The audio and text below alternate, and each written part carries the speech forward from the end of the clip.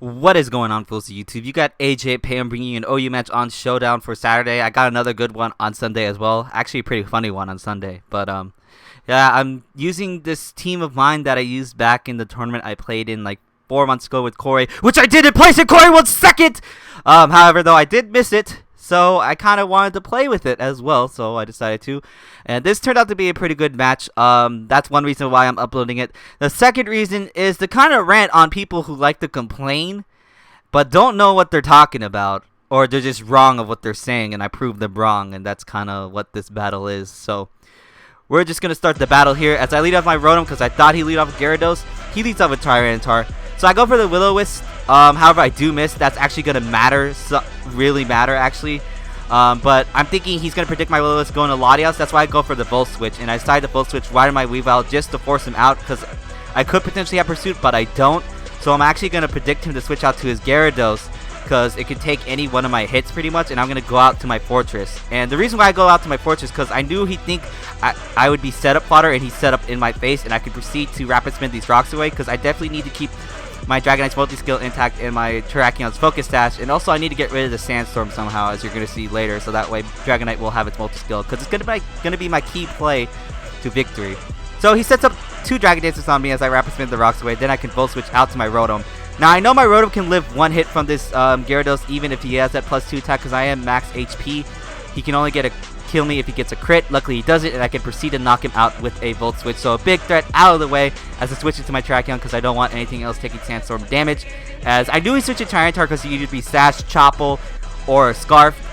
He's stashed, and I'm also stashed with Sword Dance and Rock Polish, but that doesn't really matter. That's where the Will-O-Wisp actually matters, because if I hit that earlier, this Terrakion would be dead at the moment, but at the same time, I'm pretty sure he would have just sacked it earlier. Guard Jump comes in. He outspeeds me, so he's obviously Scarfed. However, actually, I'm not sure if Guard Jump actually naturally outspeeds. I don't know. But the point is, that Stone Edge miss didn't matter. Me hitting close combat didn't matter, because Ice Charge would have killed that thing in one hit, unless it be a Yachi Berry, but he did not. Haxorus comes in. I knew Ice Charge wouldn't take him out from this range, and he could potentially be Scarfed too, so I decided to sack my Rotom because it did its job.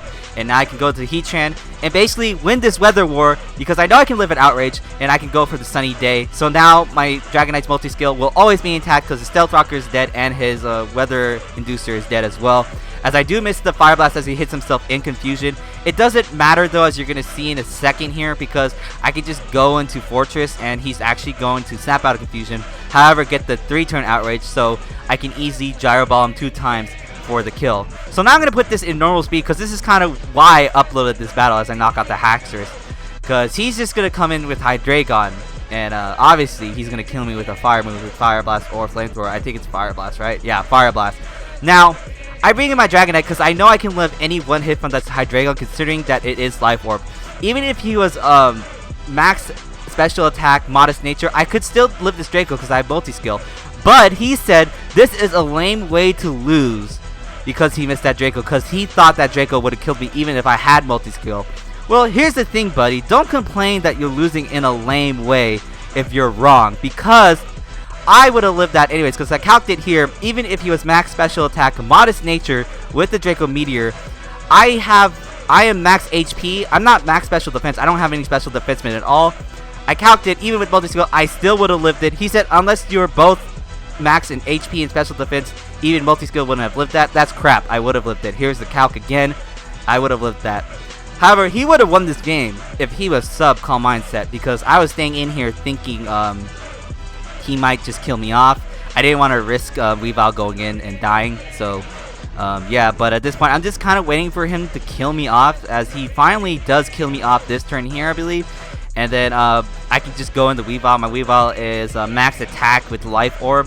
There's no way that Latias is going to be living one of my Night Slashes, and I could just proceed to knock him out from there. Crit does not matter in any shape, way, or form. It's going to be a 1-0 victory on my part. And if you ever lose, people, make sure you know what you're talking about, and make sure you know if you lost or not. Because me outplaying you losing in a lame way, no, not at all.